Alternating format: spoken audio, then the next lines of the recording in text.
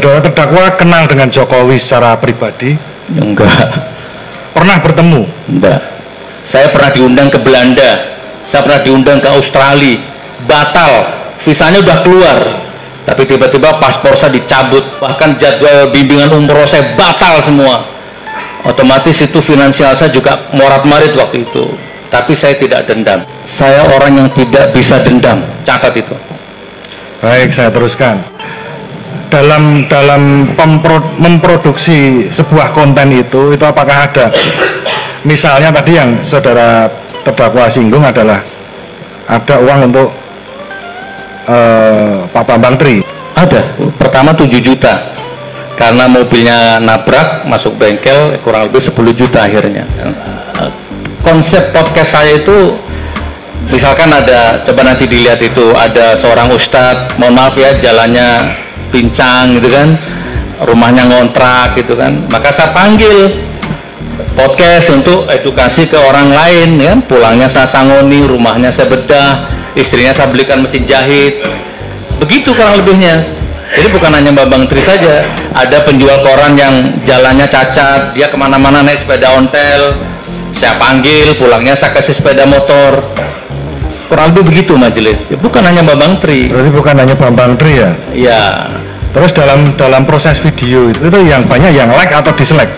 Kalau di akun saya 90% banyak yang like, tapi di YouTube itu kan banyak akun-akun yang majelisnya mulia ya. Di YouTube itu banyak sekali akun-akun dia nggak pernah datang ke sini. Dia hanya nunggu hasil siaran ini baru dia ambil, dia potong bagian-bagian yang walaupun nggak salah dibikin salah gitu, dibikin framing seolah-olah saya ini penjahat gitu kan. Memang ada seperti itu, nggak apa-apa, namanya pro kontra. Kalau senang semua namanya pro kata Rocky kan. Dan masalahnya kan sunatullah. Saudara terdakwa kan posisinya ada di, mungkin saat ini ada di kontra ya. Tapi kalau seandainya itu mungkin ada di kontra, maksudnya siapa? Kontra dengan pemerintahan? Tidak juga, atau bagaimana? Menjelaskan posisi itu kan politik sah gitu kan, itu kan sah. Saya kalau makan di rumah makan tuh dipotong 10% Pak. Saya beli mobil, saya memperpanjang surat itu dipotong pajak 10%. Digaji itu, untuk gaji pemerintah itu wajib hukumnya dikritik. Kritik bukan dicaci, mengkritik bukan mencaci. Baik, saya lanjutkan. Yang ingin saya tanyakan, Gus Nur berarti kan kelas 5 SD ya. Tapi saat ini Gus Nur kan mempunyai sebuah pesantren. Itu isi pesantren itu bagaimana Gus? Yang ngajar semuanya dosen dan mahasiswa IAIN yang ada di Palu. Saya gaji mereka. Jadi yang ngajar bukan saya, tapi ustadz-ustadz yang ada di Palu sana. Tenaga pengajarnya ada berapa kira-kira? Ada sekitar 14. Ada berapa murid yang belajar di sana? 350. Itu pondok tentang tahfiz Quran atau khusus bagaimana? tahfiz.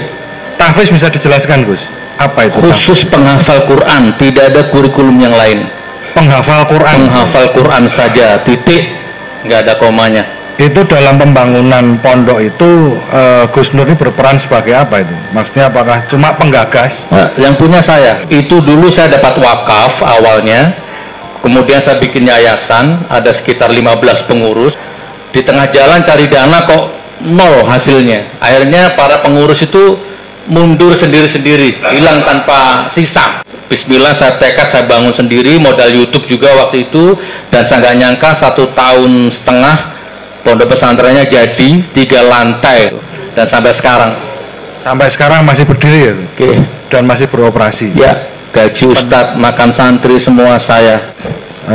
Cukup dilanjutkan. Itu kan juga wajib hukumnya untuk dikritik karena presiden itu dibiayai oleh rakyat gitu kan.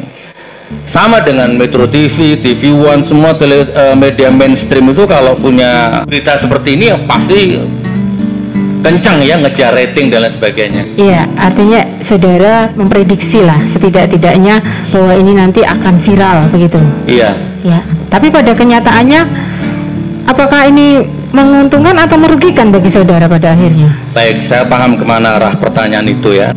Dalam podcast, dalam ibadah, dalam hidup, keuntungan tidak segala-galanya bagi saya. Saya punya penghasilan sampai 40 juta sebulan di YouTube, bahkan 15 juta sebulan di YouTube, tidak pernah masuk ke dapur rumah tangga saya.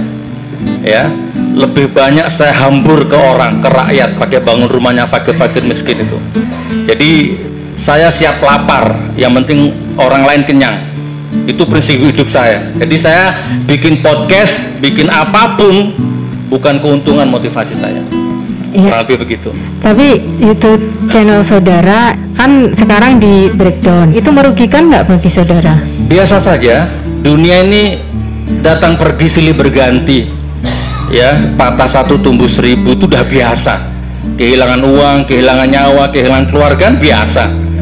Udah nggak ada masalah. Apalagi cuman akun ya. Bikin lagi nanti bisa. Tapi waktu itu pada saat saudara mengundang dan menayangkan podcast ini, saudara sempat berpikir nggak ini bakalan ada risiko yang akan saudara terima? Bukan sempat berpikir, tapi memang pasti akan terjadi. Kan udah pernah saya alami nih. Akun saya yang pertama dulu kan juga diambil sama penyidik gitu kan. Yang penting wa ma khalaqtul jinna wal insa illa liya'budun. Tidak kuciptakan jin dan manusia untuk hidup di dunia ini kecuali untuk ibadah. Maka setiap apapun yang tersadap retina mata saya, terdeteksi gendang telinga saya, terdeteksi kolbu saya, semua saya niatkan ibadah. Iya, baik. Dari podcast yang saudara tayangkan, apakah di situ saudara merasa ada nilai dakwah yang saudara siarkan di situ? Kalau tanyanya ke saya, iya. Kan semua tergantung sudut pandang. Bahasa saya amar ma'ruf nahi munkar. Ya, menyampaikan yang benar, mencegah kemungkaran. Itu. Nilai dakwahnya di mana? Ya, yang disampaikan Bambang ini benar apa bohong? Itu sudah dakwah itu. Ya, amar ma'ruf nahi munkar itu. Dan ini akan terus menjadi nilai dakwah selama nanti yang asli itu tidak muncul di persidangan. Akan tercatat dalam sejarah nanti ini sampai kapanpun. Makanya begini, saudara jaksa ya. Kapan hari kan muncul sebuah nama yang Pak Anto itu ya, kakak iparnya itu ya, kakaknya Bu Iriana itu. Saya prihatin. Kenapa beliau sampai ngundang-undang orang ke Polresta, mengkondisikan orang, mengkoordinir orang tuh di BAP di Polresta. Daripada buang-buang waktu dan sumber daya begitu, mending datang ke sini bawa ijazah aslinya. Tamat Bambang Tri, saya beristighfar, saya minta ampun kepada Allah, dan saya minta maaf kepada keluarga besarnya Jokowi, selesai. Kan begitu harapan saya. Makanya yang kita kejar adalah sumbernya informasi dari Bambang Tri itu dari mana? Nah, nanti silakan Anda bedah itu Bambang Tri itu. Bagaimana itu? Ya, baik. Ya. Pak Suginur punya panutan atau tokoh idola? Punya. Rasulullah Nabi Muhammad SAW. Ya. Kalau baik. Bentar, jangan ribut. Dari Rasulullah tersebut, inspirasi apa yang ditiru dari Rasulullah? Amar ma'ruf nahi munkar itu jaksa ya. Saya panggil Bambang Tri untuk melakukan tabayun secara resmi.